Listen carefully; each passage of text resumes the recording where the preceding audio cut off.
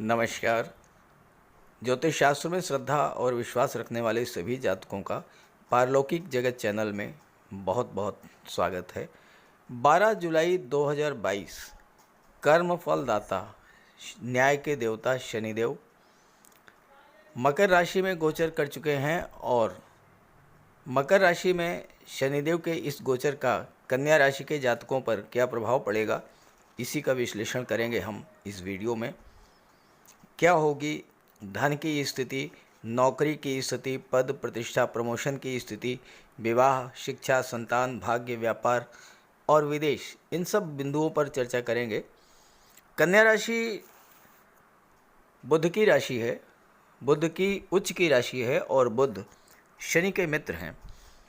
तो कन्या राशि में शनि के मकर राशि में गोचर करने से कन्या राशि के जातकों पर बहुत बड़ा सकारात्मक प्रभाव पड़ेगा। और यहाँ एक महत्वपूर्ण बात यह भी है कि शनि का गोचर किस राशि में हो रहा है ये तो महत्वपूर्ण है ही, साथ ही साथ किस नक्षत्र में हो रहा है ये विशेष महत्वपूर्ण है। और इस समय शनि का गोचर मंगल के नक्षत्र धनिष्ठा नक्षत्र में हो रहा है और इसी के साथ साथ एक और महत्वपूर्ण गोचर है और वो है राहु का। राहु भी बुध के मित्र हैं और राहु का गोचर शुक्र के नक्षत्र भरणी नक्षत्र में हो रहा है। शुक्र, बुध, राहु, शनि, ये चारों ही ग्रह आपस में बहुत गहरे मित्र हैं और कन्या राशि के जातकों के लिए एक नई सुबह लाने वाले हैं, खुशियों की एक नई सौगात लेकर के आ रहे हैं। तो इसी का विश्लेषण करेंगे इस वीडियो में। ये विश्लेषण आपकी चंद्र राशि के आधार पर किया जा रहा है और वीडियो के अंत में मैं आपको शनि के उपाय भी बताऊंगा। तो चलिए वीडियो शुरू करते हैं। तो ये है कन्या राशि के जातकों की कुंडली। आपके लग्न के स्वामी युवराज बुध हैं, कर्म भाव के स्वामी भी युवराज बुध हैं और बुध का गोचर 16 जुलाई से कुंडली के लाभ के भाव में हो रहा है। 16 जुलाई से 31 जुलाई तक बुध जो हैं वो 11वें भाव में गोचर करेंगे और शनि की सीधी दृष्टि बुध पर पड़ेगी और बुध की सीधी दृष्टि शनि पर पड़ेगी और दोनों में समसप्तक दृष्टि संबंध बनेगा। और ये जो दृष्टि संबंध है ये लाभ की दृष्टि से बहुत ही श्रेष्ठ संबंध बनेगा। इसके अलावा देवगुरु का गोचर कुंडली के सप्तम भाव में है और देवगुरु शनि के साथ सममैत्री संबंध रखते हैं। देवगुरु केंद्र के भाव में है, देवगुरु पर शनि की तीसरी दृष्टि भी पड़ रही है और ये आपके विवाह, संतान, लव रिलेशंस, दाम्पत्य सुखों के लिए बहुत ही बेहतर रहेगा क्योंकि देवगुरु यहाँ पर हंस राजयोग बना रहे हैं। सर्व से अच्छा महत्वपूर्ण जो गोचर हो रहा है वो राहु का हो रहा है। राहु अष्टम भाव में गोचर कर रहे हैं और अष्टम भाव में राहु बहुत अच्छा रिजल्ट देते हैं और साथ ही साथ राहु की दृष्टियाँ जो है वो विदेश भाव पर पड़ेंगी, राहु की दृष्टियाँ धन के भाव पर पड़ेंगी और राहु की दृष्टि आपकी कुंडली के चतुर्थ भाव सुखों के भाव पर पड़ेंगी जिसके स्वामी देवगुरु बृहस्पति हैं और देवगुरु बृहस्पति राहु पर नियंत्रण करते हैं।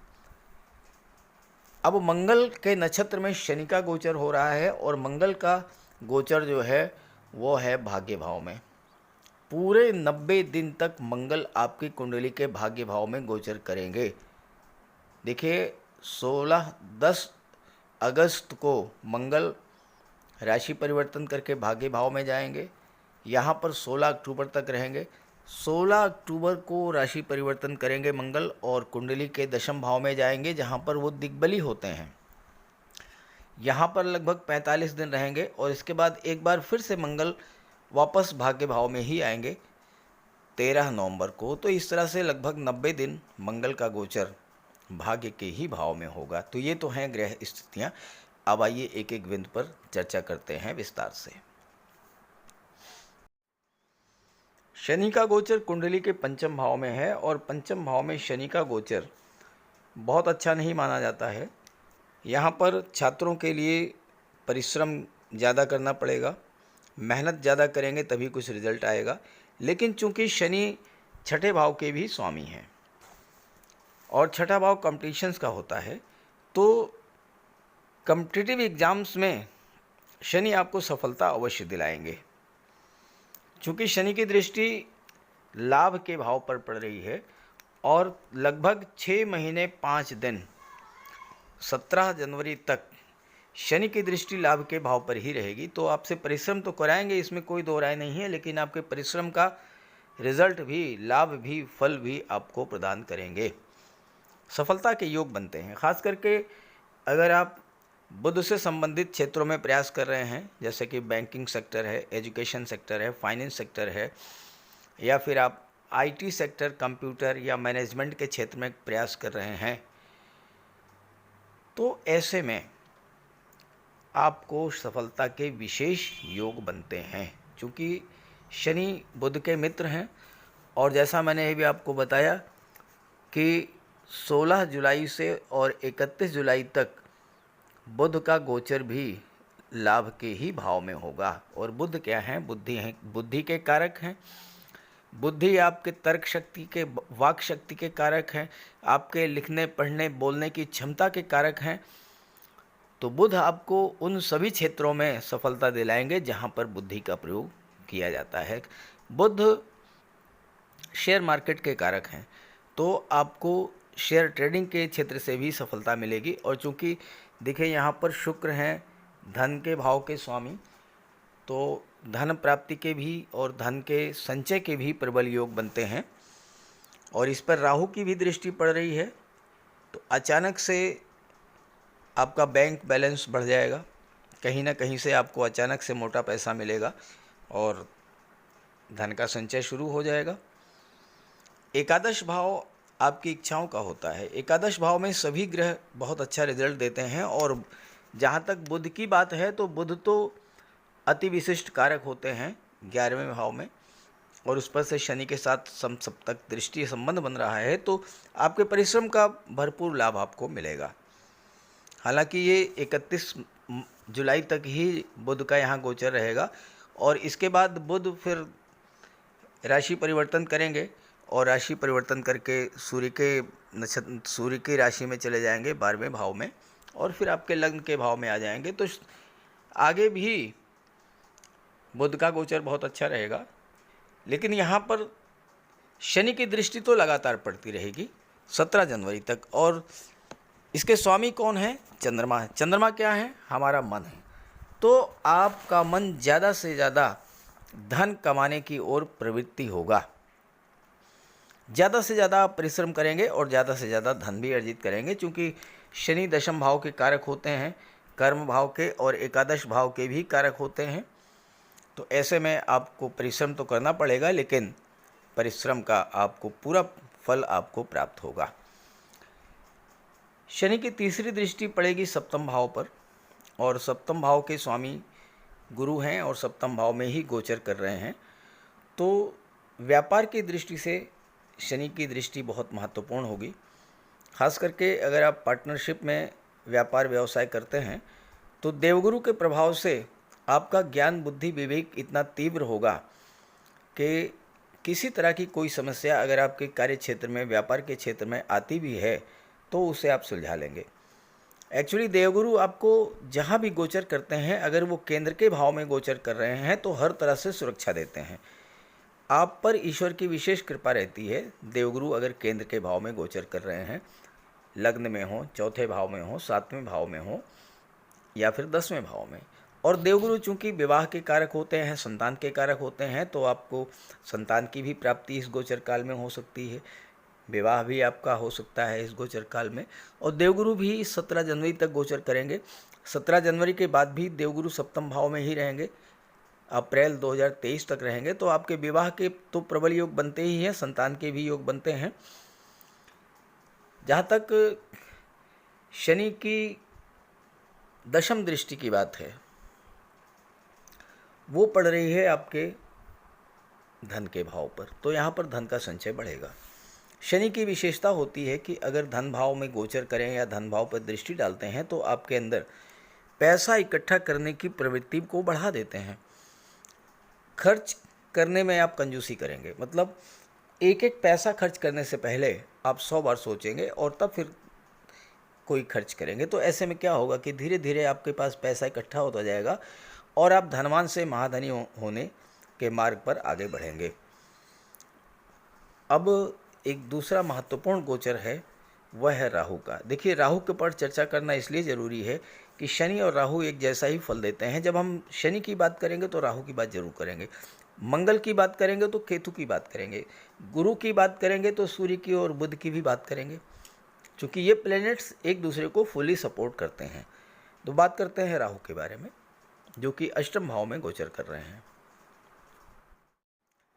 राहु 17 जनवरी तक आपको बहुत अधिक लाभ देने की स्थिति में आ गए हैं, क्योंकि राहु का गोचर 14 जून से शुक्र के नक्षत्र भरणी नक्षत्र में हो गया है। और शुक्र राहु के भी मित्र हैं, शनि के भी मित्र हैं और बुध के भी मित्र हैं।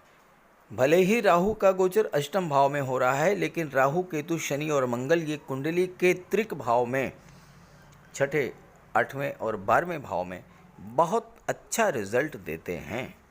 और यहाँ पर तो राहु शुक्र की नक्षत्र में है तो और भी अच्छा रिजल्ट देंगे। शुक्र क्या है? धन, वैभव, ऐश्वर्य और सुखों के कारक हैं। तो धन वैभव की प्राप्ति कराएंगे, आपके भौतिक सुखों में वृद्धि करेंगे, आपका विवाह करा देंगे, आपको संतान की प्राप्ति करा देंगे, मकान, प्लाट, वाहन, ये सब आपको दिला देंगे। अष्टम भाव आयु का होता है, मृत्यु का होता है, आकस्मिक घटनाओं का होता है, गुप्त विद्याओं, गुप्त धन, गुप्त रहस्यों का, तंत्र मंत्र, ज्योतिष और रिसर्च का होता है। और राहु भी आकस्मिकता के कारक है, तो अचानक से आपको धन की प्राप्ति कराएंगे, खास करके ससुराल पक्ष से, इंश्योरेंस के क्षेत्र से, या फिर किसी ऐसे क्षेत्र से जहां से आप कल्पना भी नहीं कर सकते हैं, क्योंकि अष्टम भाव गुप्त धन का भाव है। ऐसा कोई पैसा जो कि गवर्नमेंट के पास फंसा हुआ था, क्योंकि राहु भी शनि के समान व्यवहार करते हैं, construction, real estate, property dealing, इन सब के कारक होते हैं। आपने कोई टेंडर लिया, आपने कोई कॉन्ट्रैक्ट लिया, काम आपने पूरा करा दिया, गवर्नमेंट के पास आपका पैसा फंस गया, पेमेंट आपका नहीं हो पा रहा है, क्योंकि राहु का गोचर 14 जून तक सूर्य के नक्षत्र में था, कृतिका नक्षत्र में, और सूर्य और राहु में परस्पर शत्रुता है। तो कृतिका नक्षत्र में गोचर करते हुए धन संबंधी जो समस्याएं आपके सामने आ रही थीं, वो अब इस समय, चूंकि शुक्र के नक्षत्र में राहु का गोचर है, तो आपका रुका हुआ पैसा मिल जाएगा। कोई आपने किसी को कर्ज दिया था, वो पैसा मिल जाएगा। और यहाँ पर राहु का गोचर है, अष्टम भाव गुप्त विद्याओं का है, तंत्र मंत्र का है, गुप्त रहस्यों का है। आपको बता दूं कि बहुत से लोग तंत्र मंत्र से गुप्त दैवी शक्तियों को सिद्ध कर लेते हैं और मनचाहा कार्य करा लेते हैं, इतनी क्षमता होती है राहु में। आपको पुश्तैनी जायदाद या वसीयत से धन की प्राप्ति करा देंगे, शेयर, सट्टा, लॉटरी या ब्रोकरेज से कमीशन के रूप में आपको मोटा पैसा मिल जाएगा। आप मेडिसिन के क्षेत्र में, सर्जरी के क्षेत्र में हैं, इंजीनियरिंग के क्षेत्र में हैं, आईटी एक्सपर्ट हैं, अच्छे प्लेयर हैं, स्टेज आर्टिस्ट हैं या डाटा एनालिस्ट हैं, इन सभी क्षेत्रों में राहु आपको बहुत अच्छा रिजल्ट देंगे। और राहु आपको विदेश यात्राएं भी खूब करा देंगे। राहु की पंचम दृष्टि विदेश भाव पर पड़ रही है, तो यहाँ पर राहु आपको विदेश यात्राएं कराएंगे, उच्च शिक्षा के लिए विदेश आप जाएंगे, विदेशी धन की प्राप्ति कराएंगे, विदेशी व्यापार से आपको लाभ देंगे, क्योंकि बुध व्यापार के कारक होते हैं।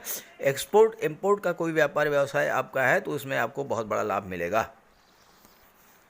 राहु की दृष्टि सीधे धन के भाव पर पड़ेगी। अब यहाँ पर मैंने ये बताया कि धन का संचय बढ़ेगा, शेयर में, प्रॉपर्टी में आप निवेश करेंगे, यहाँ तक तो ठीक है। लेकिन राहु थोड़ा सा परिवार में गलत फहमी जरूर पैदा करेंगे, क्योंकि शनि की दृष्टि भी पड़ रही है सेकंड हाउस पर, और सेकंड हाउस परिवार का होता है। तो इससे आपको सावधान रहना होगा, अपने ऊपर आपको नियंत्रण रखना होगा, क्योंकि बुध तो बुद्धि के कारक हैं। तो आप अपने ज्ञान, बुद्धि, विवेक को जागृत रखें।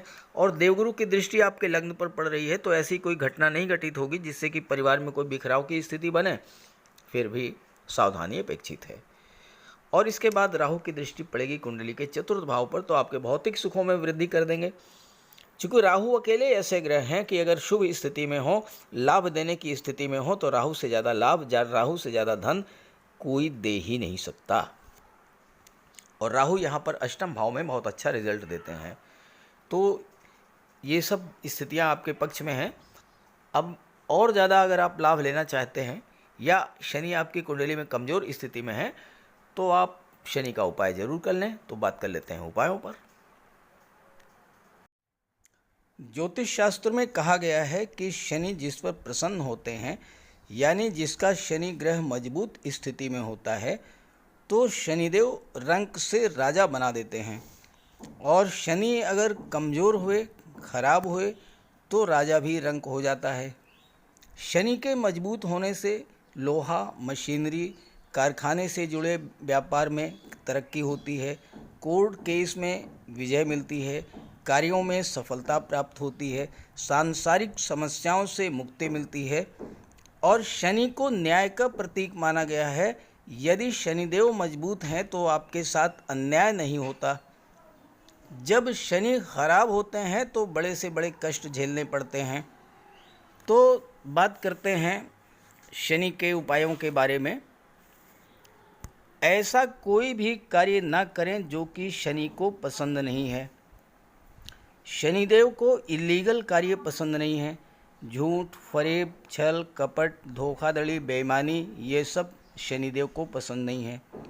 शनिदेव को परिश्रम, अनुशासन और व्यवस्था पसंद है। तो ऐसे कार्य कीजिए। गरीबों की मदद कीजिए, बुजुर्गों, दिव्यांगों को भोजन दीजिए, वस्त्र का दान कीजिए, किसी ओल्ड एज होम में जाकर के, किसी अनाथालय में जाकर के दान पुण्य का कार्य कीजिए।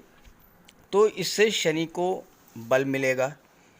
अगर आपका शनि कमज़ोर है तो आपको कम से कम 19 शनिवार व्रत रखना चाहिए। और इसके साथ साथ शनिवार के दिन एक कटोरी में सरसों का तेल लेकर उसमें अपना चेहरा देखिए और उस तेल को किसी को दान कर दीजिए। इसके अलावा शनिवार के दिन एक पात्र में जल, दूध, चीनी, काला तिल और गंगा जल ये रख लीजिए। इसके बाद पश्चिम दिशा की ओर मुँह करके पीपल के वृक्ष को अर्पित कर दें। इससे भी शनि को बल मिलता है। शनिवार के दिन उड़द से बनी पंजीरी, पकौड़ी, चीला, बड़ा ये सब खाना चाहिए। सरसों के तेल में बने भोज्य पदार्थ ग्रहण करना चाहिए। इससे शनि ग्रह को ताकत मिलती है। केले का भी आप सेवन कर सकते हैं।